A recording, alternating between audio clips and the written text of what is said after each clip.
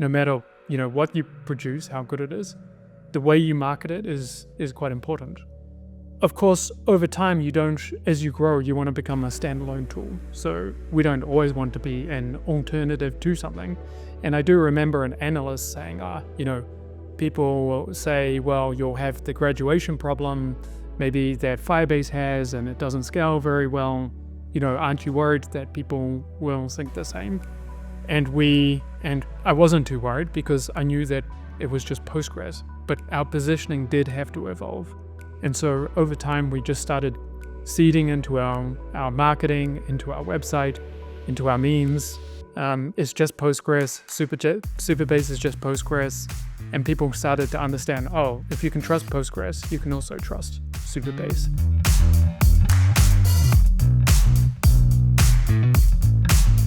Well, thank you so much for being here, Koppel. It's great to see you. For those of you that don't know Supabase is an open source database platform that developers use to build their projects quickly and scale to billions. Over 40% of the recent Y Combinator batch built their products on Supabase, and over 5,000 databases are launched daily. The Supabase GitHub repo has over 74,000 stars, which ranks it in the top 120 of all-time GitHub repos, which is pretty incredible because the company is only a couple of years old. How many years now? 5? No, we're 4, yeah. 4, yeah. See, I was getting ahead of myself. 5. Coming up on 5. Koppel is the CEO and co-founder of Supabase. Thank you for joining us.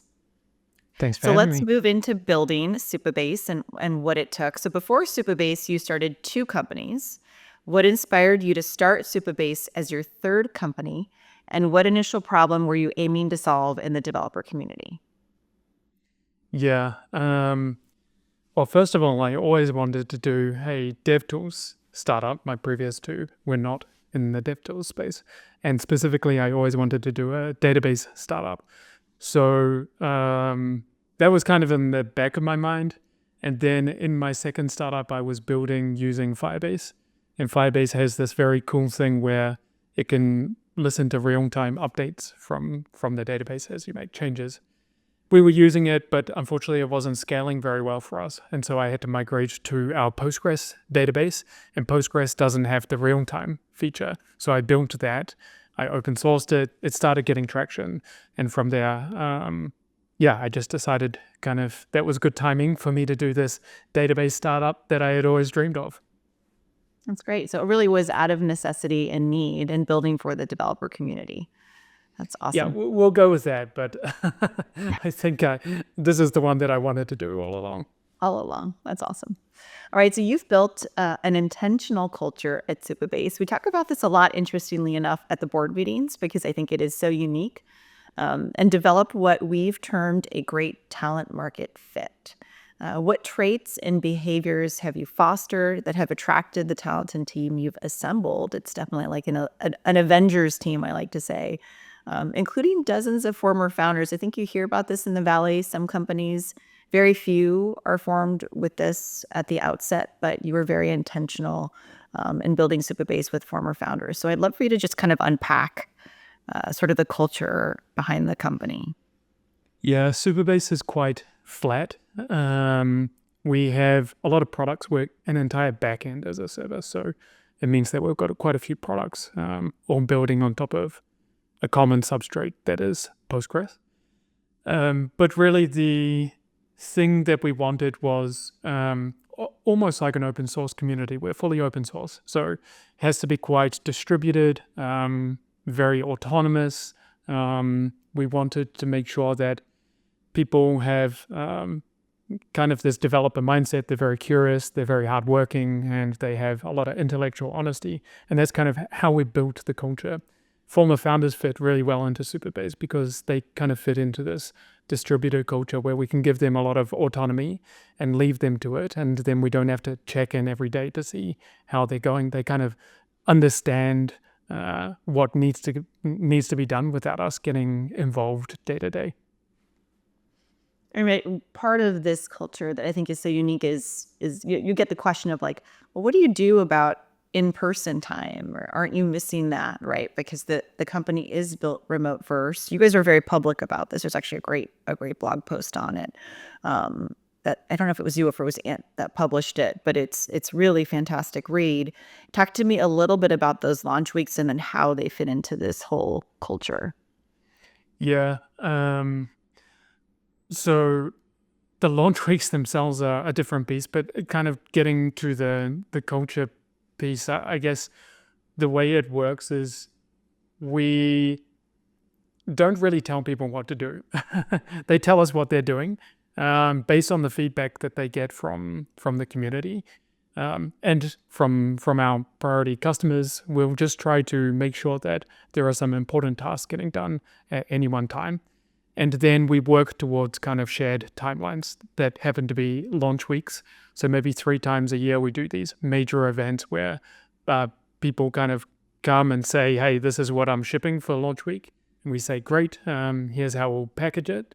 And that's kind of how it works. The good thing about ex-founders is, we want to leave them to their own devices. They're probably, ex-founders have, there's a reason why they're ex-founders. They probably have spent the past 3 years grinding, trying to find product market fit, talking to customers. These are all the traits that you really want from a good product engineer. And then they join Supabase, and we're lucky enough to have some product market fit. So they can really appreciate the fact that they've got a ton of customers giving them feedback on what to build. And they can kind of put their head down and they don't have to worry about all the schlep. They just leave that, I guess, to me and Ant to do all the kind of businessy stuff around it. And they get to focus on the fun part, building things that developers will actually end up using. So they kind of just fit in really well, usually from the outset. I think it's wild that you, as you're growing bigger, I don't see either you or Ant ever wanting KPIs. You think about like the old way of building companies and performance reviews. And I think if you hire a bunch of really talented people and trust them, and they're so hungry, to your point, on just getting that feedback, that's very unique. Like, you might never have to employ that. I mean, who knows, if you're a couple thousand employees, that might change. But at least for now, it really doesn't agree with you and what you're building. I think, there's a time and place for everything. Probably KPIs. I don't know if we'll ever be the type of culture that does OKRs and gets really low down. But I mean, we want product KPIs. And if the product KPIs are working well, then we know that the team are doing something right. And, where we don't want to go is too strict. We basically set up our organizations through principles. We have a very principle-based culture, and we tell people we don't want to micromanage. We just want to tell you how we want the org to function, and then you kind of fit within those boundaries. And sometimes we shrink the boundaries, sometimes we expand them, depending on what's working and what's not. But it's a lot of work to do KPIs, and we don't want to have the type of people who require KPIs or full OKRs, at least in this stage of the company. Yeah, that doesn't sound like fun. I don't think anyone likes that. I agree. Who wants that? So, it's funny. You see this in the Valley. Folks are talking about this a little bit more. I think I wrote a post on this about a year ago, but one of the unique insights that I've noticed lately is that shipping speed is certainly becoming a moat for software companies, right? And I think of like a runway that is constantly shipping. I think Supabase absolutely falls in this camp where you're just surprised at how quickly everything is moving. So how do you reinforce this at the company that shipping is everything right now? Yeah, I don't know if we need to reinforce it. The truth is that actually, I think most developers want to ship fast. That's kind of the thing. And if you kind of lay the fertile ground for them, then they will embrace that as wholeheartedly as possible. Sometimes a little bit too much, to be honest. So really, it's often a case of not having to develop a culture of shipping speed. It's more making sure that you clear the blockers. One thing that's certainly important within our organization is this concept of Kaizen, which is from the Toyota production system. It just means continuous improvement. And the important thing here is continuous incremental improvement. I think often it's hard to ship things inside organizations because those things become, like the features become too big. We are very tight on making sure that the features that we ship are smaller, and doing lots and lots of small increments. And they kind of build up over time. It probably looks like we ship big features on a heavy cadence, but the truth is that it's probably just the accumulation of many small features that we bundle up and call a big feature at the end of a quarter or something like that. For us, we kind of built a platform around Postgres, and Postgres is very extensible. So in our worldview, everything is kind of a feature of Postgres, and we've spent a lot of time building first-order primitives on top of Postgres. Now what's happening is that we're kind of releasing new products, and actually they're just kind of repackaging or modularizing those primitives. So we can move quite fast. It's just usually a set of docs that are kind of saying use these 3 features together and you get kind of a new product. So we actually did that with 2 of our most popular launches in our previous launch week just last week. 2 of those new products were just features that kind of already existed, and we kind of repackaged them. That's great. Well, certainly the community seems to certainly love it, which leads to my next question. So before Supabase, it did feel like it was rare to see a developer-focused company that was cool. I would say maybe there's a few out there, but I think Vercel is one, right? That certainly is cool. How did you craft this tone for the company, and how important has it been for community building? Yeah. Well, I don't think we're one of the only ones. It's definitely popular now. I don't know if we popularized it. And to be honest, we did not set out to be cool per se. I think we first and foremost just wanted to solve problems with databases. And then maybe our unique positioning just came around because we wanted to be different, to be recognized. We use a lot of memes. That was kind of a happy accident. My co-founder and is very good at memes. If there's such a thing as good at memes, he happens to be very good. I always say he's the best CMO I've ever seen. We used to call him the meme lord in the board meetings, and he loves it. He like spends time on it, which is great. Exactly. Yeah. He does a great job, and he's the CTO as well. So that's the funny thing. But yeah, it kind of just emerged, I guess, this kind of way of doing marketing, and it worked. And again, just like our Kaizen approach to the product, anything that works we double down on. Anything that doesn't, we just forget about it and move on to the next thing. Yeah, and you don't have to make a big deal about it. It just didn't work, but at least you tried it, which I love. Yeah. Mm-hmm. Let's talk a little bit about the AI era and building in the AI era. Supabase powers some of the largest and most used AI apps and platforms, which a lot of people might not know. I think folks are a little bit surprised when they find that out. So I think Udio, LangChain, there's a couple other companies. What are the needs of AI native companies like these compared to traditional SaaS companies, and why are they choosing Supabase?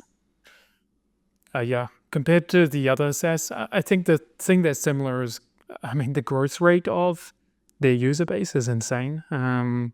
We see a lot of these ones, they scale. Some of them, I remember one of them scaled from 0 to 1 million users in 10 days, I think it was. So it was kind of just one of those astronomical growth.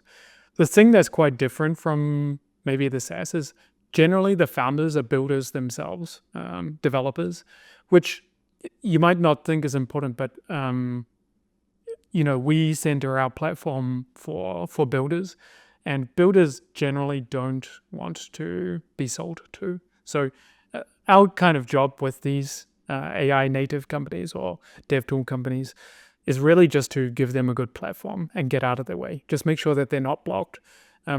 Usually they don't want to get on calls. They don't want to learn about all the options available. They just want to they know what they need to do. They need to put their head down and work. And so we kind of need to make sure that we're covering all the bases, which I think the platform has done for several years now, which is why, our timing was quite good. By the time that the AI era came, we had a good amount of maturity around our platform and our feature set that they could actually just build without having to make too many requests. And largely these days, it's just maybe they don't know the ins and outs of the database, so they might do some things inefficiently, and we can just jump in and help them out if they need it. What are some things you've been excited to build with AI, and where else are you excited to explore? AI for us so far, we've done some deeply integrated AI.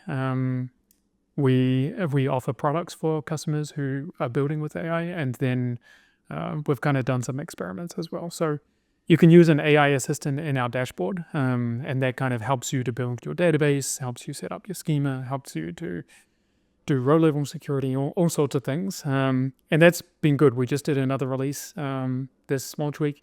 The nice thing about this was when we started Supabase, we started with Postgres, and at the time, actually, it wasn't very popular. The reason why is, what we thought was because it was all SQL-based. Developers didn't really like to write SQL. At the time, people were, and like, for example, Firebase is a NoSQL database. You can just throw documents in it. However, what's turned out to be the case, which is another really fortunate tailwind for us, is that LLMs and AI really love this kind of structured languages because they're so unstructured themselves. So you can feed it a database schema, for example, and it's very structured. And then it can really understand the context of your database, and it can suggest to you some charts. It can tell you which query to run. And you can't really do this with an unstructured database. So it just happened to be one of these really fortunate coincidences that, we started with this model. We were building forms around it, trying to make it easy for developers. And then AI came along and we stripped out all the forms and just turned it into a chatbot, basically. And so it's kind of solved a few of our UX problems as well. We did some experiments on AI. So we've released a product, it was called Postgres.new, but we've relabeled it to database.build. And you can kind of build databases inside your browser using AI. And this has kind of been an experimentation phase. It's a little bit like V0 or Bolt.new, but specifically for the database. And this has been pretty interesting for us just to see how far developers or which type of developer is willing to use it, which turned out to be significantly different from the developers who were signing up for our site. There was only a 30% overlap, I think, between customers who used Supabase.com and used database.build. There's a whole profile of developer coming in through another type of integration. These are the Bolt.new, V0s, the Lovables.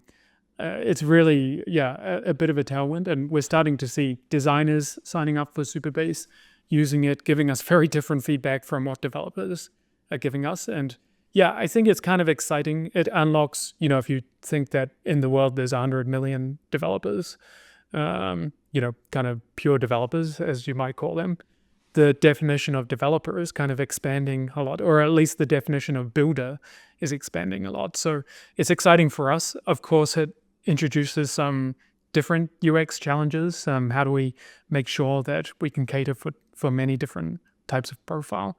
But yeah, that's where the growth is going, and it's rapid and recognizable. So it's pretty cool to see more people building. Anecdotally, I was visiting, or a friend came to visit me, and actually quite a new friend, and he said, I used your product for the first time. We didn't really talk about Supabase.com, and he said, well, the first time, or the reason I used it was because I've been building with Bolt.new, and he's actually a writer by trade, and I said, oh, that's pretty cool, how was it? And he gave me some feedback. But the thing that I thought was really cool was after we were hanging out for the evening, he said, I'm really addicted to building. I'm going to go home and just try knock out a couple more hours with Bolt.new. And I remember that feeling myself as a developer, where I would go back to coding and I'd start building something, and it was really an addictive process because you're putting something out to the world. And it's quite cool to see a non-developer describing that exact same process himself without knowing how to code. And of course, he'll learn over time, I've got no doubt. But it's cool that, the audience is becoming a lot broader for us. That's fantastic. Yeah, I can't imagine when you created Supabase ever thinking, oh, writers are going to build. No, Yeah, that's not, I wouldn't have been in your no, target persona. no. That's incredible. But it is some of the feedback that I think you see when you talk to people about Supabase. It's very easy to get started. I think that's part of the, it's hard to keep things simple, right? I think that's something that's a fine balance over time too. While keeping the depth. I think that's, there's been our biggest challenge. We offer Postgres, right? So the key thing is trying to make sure this is a product principle and a platform principle. Winning in the database space historically has been very hard because you need to, crack this very sticky, high gravity tool. Databases, people almost never migrate away from a database. So what people have generally tried to do is make things very scalable and convince them to migrate, or make them very simple and then, you kind of lose the depth. Maybe it doesn't have the scalability. Our tricky balance has been trying to make things simple while making sure that you can scale up, and you've got, some pathways for different scalability stages. So right now, getting started is one of those things actually we need to make even easier for these non-developers. But we've catered for those who kind of graduate beyond just the ease of use tooling. They can start getting into database migrations. They can start using read replicas. They can do distributed clusters, all the things that they will need. We know they'll need if they scale up. So that's the big challenge for us. That's great. Let's pivot a little bit and talk about what you've learned about going to market and positioning against competitors. You and I have a lot of conversations about this, especially early on.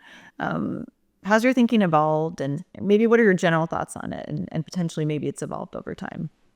Yeah, so our early positioning was the open source Firebase alternative, and that worked very well for us. I remember actually, I don't know if we've had this conversation, but at the early stages before we joined YC, we positioned ourselves as real-time Postgres because, as I mentioned, that was the feature that I built at the start, real-time. So I thought it's getting traction, people will like it.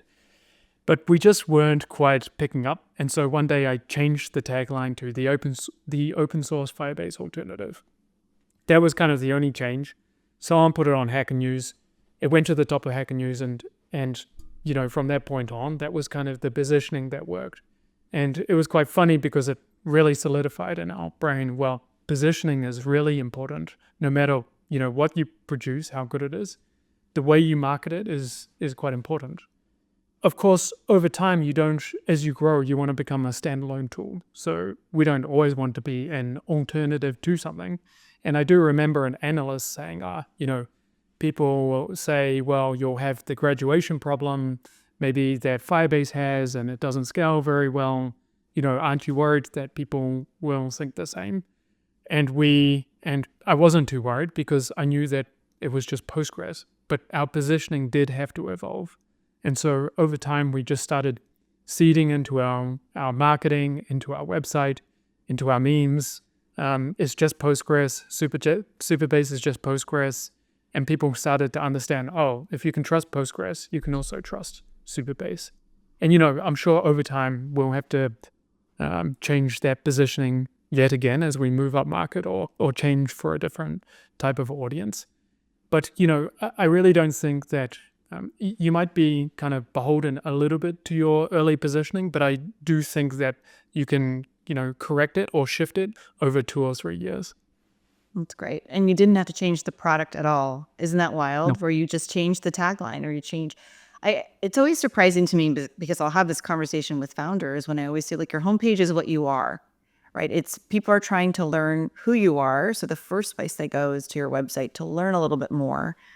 And if you're not thoughtful about that property and what it says about you, it's really going to impact your business. And they're always surprised when I say, look, you don't have to change a single thing about your product, but how you position it will impact who signs up, how it's used going forward. So it's great. You are actually the embodiment of that, because a lot of people don't believe me. They'll say, oh, people will just try it, they'll love it, and I'll say no, but they're not going to hit that sign up button if the message doesn't resonate.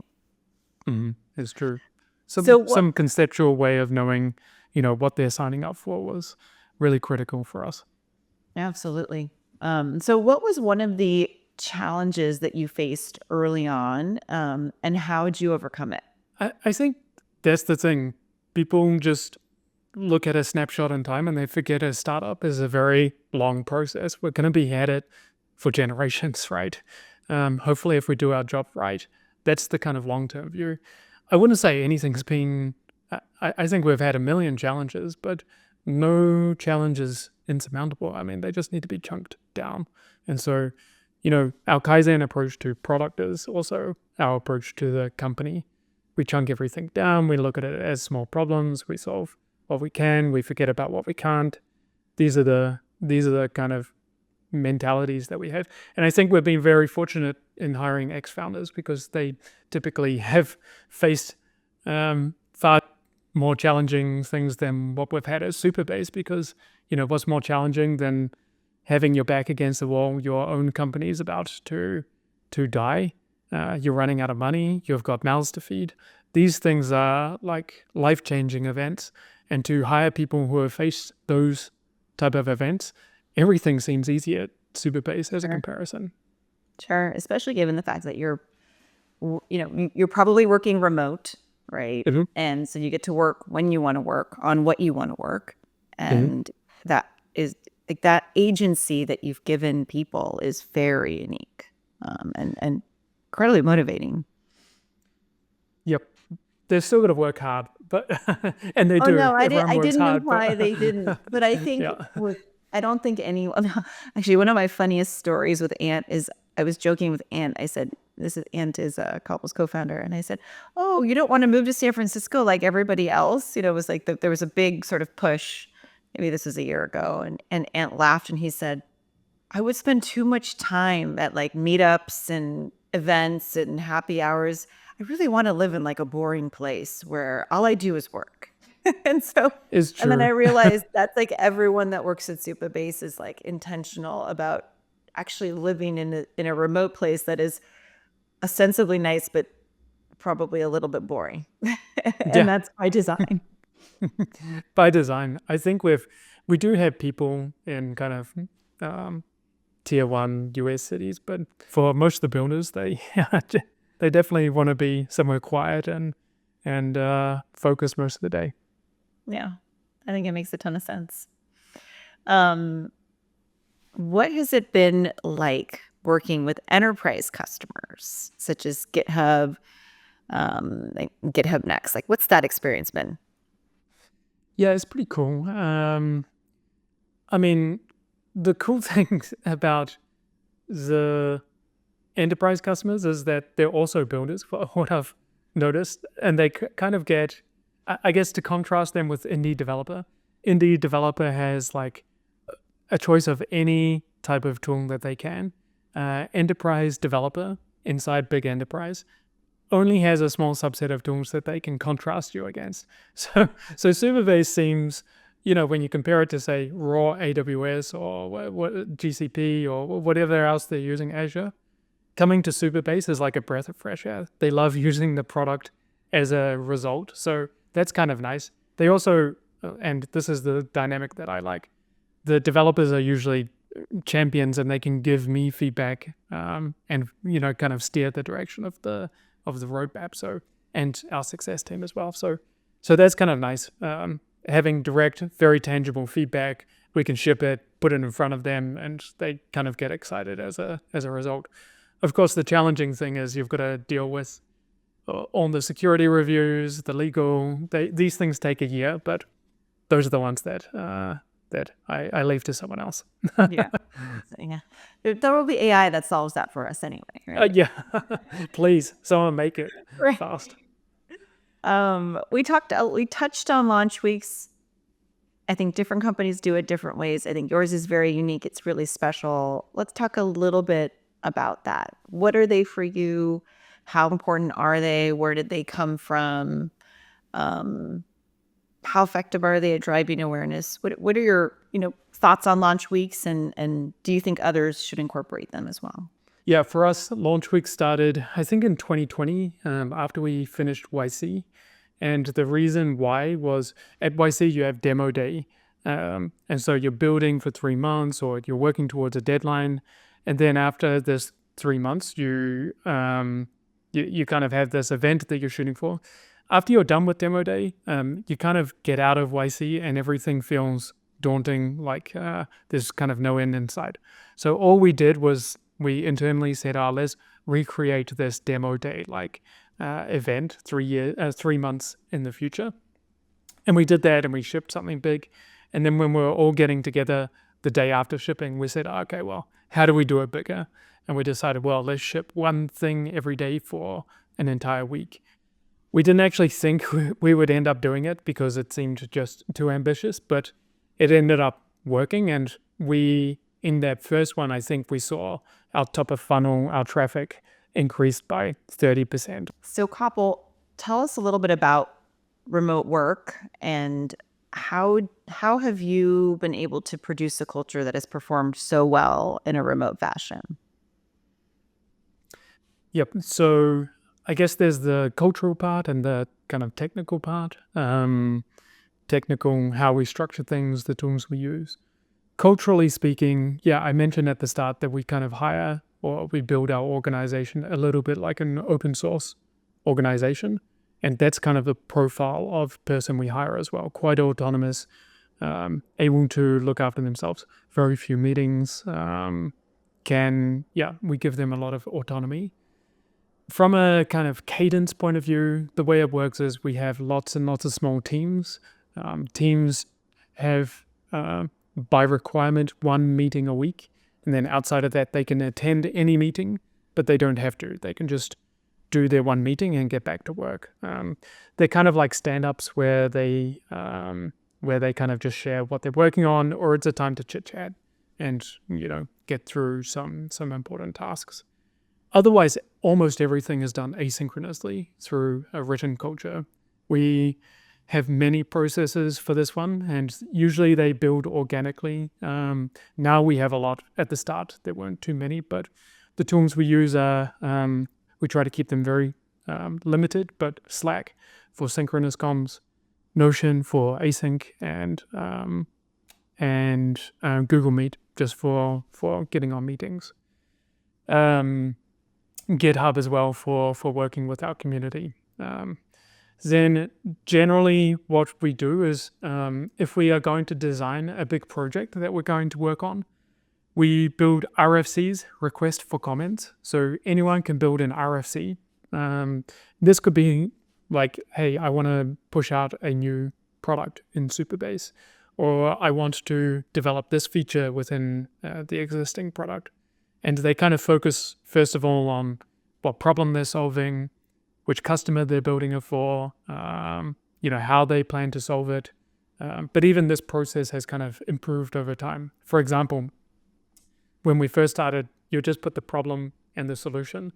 What we found was people had this thing that they wanted to build, and so they would write down the solution and then they'd make up a problem.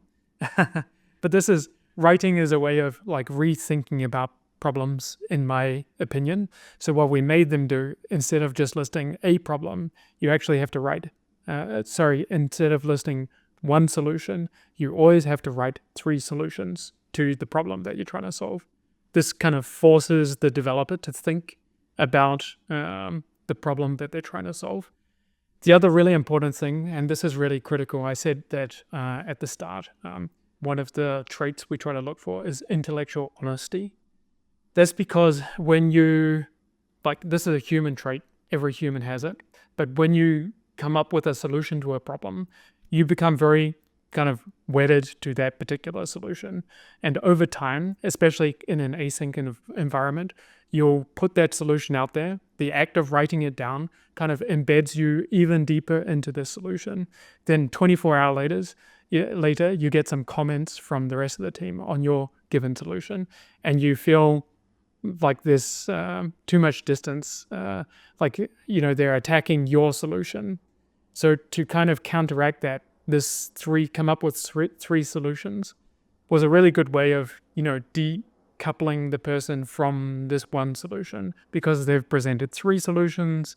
Then actually, because of the way the human psyche works, you can actually you can decouple and you can think differently about the problem, and people can give more suggestions, and you're less likely to become defensive. So, we've built this process over time, and it'll continue to change. No doubt it's not perfect. But that's, one of the mechanisms that we use for product development at Supabase. What else can I say? Yeah, I mean, there's a ton of things that we do in terms of just small practices. Every Monday, we do a thing called Monday Metric Madness, where all the teams kind of share their key metrics, their key KPIs for their team, how many signups they have, all in one Google sheet. And the temptation actually is to automate this, where you can come up with a dashboard and you automate all of your metrics and you can look at them.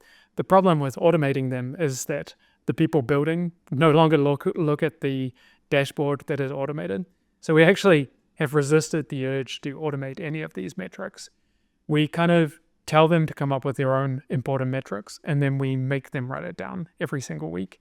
And then inside that thread, they also share their kind of team stand-up, so that the rest of the teams can get a bit of a cross-functional view of what's happening inside the organization. So is there a call on Monday where everybody reviews it? No, it's independent. You post it. People can read at their leisure. Interesting. Just async, yep. I think we're in 30, no, in terms of time zones, I think we're in 60-something time zones now. So it's kind of just a very hard task to do. Even company all hands, we end up having to do 2 all hands in a day. So we try to minimize the amount of face time that people have to attend. And the async just works kind of good. Usually, for those type of initiatives, you don't need to know everything as a product owner. You might only need to know about maybe 1 or 2 adjacent products. And so skimming through these updates is quite a good way of doing it. Of course, you know how it is. I mean, an org grows. So, what we were at 30 is very different from what we're at 100. Now we're starting to set up some cross-organizational initiatives or teams, so more kind of an operational, like product ops. And these are helping people to fill out their RFCs so they're more complete, more presentable to the rest of the teams, so the rest of the teams don't ask a ton of questions. They can just interface once with one person, iron it out, and then, essentially they're just quarterbacking the process for the product teams themselves. So, things change within the organization, but it's stage, it depends on the stage of the company itself. That's great. And then, is there one question that I didn't ask you that if you, that would come back to you sharing some insight around company building? If founders are looking at this video and thinking, how am I going to build something that is generational? What's some of the advice that you would give them?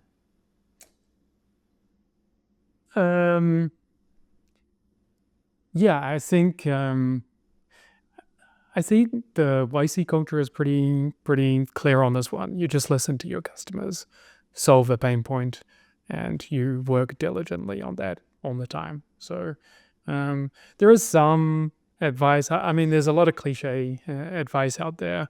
Often it's, you give up too fast on things.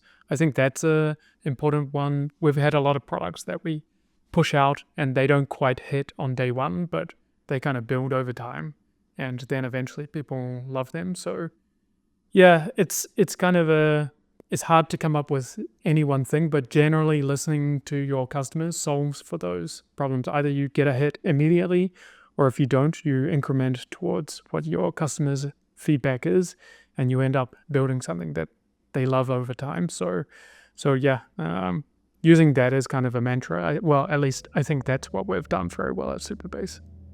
That's great. Well, all really wise words. Thank you so much for taking the time, and thank you. Thanks, Viv.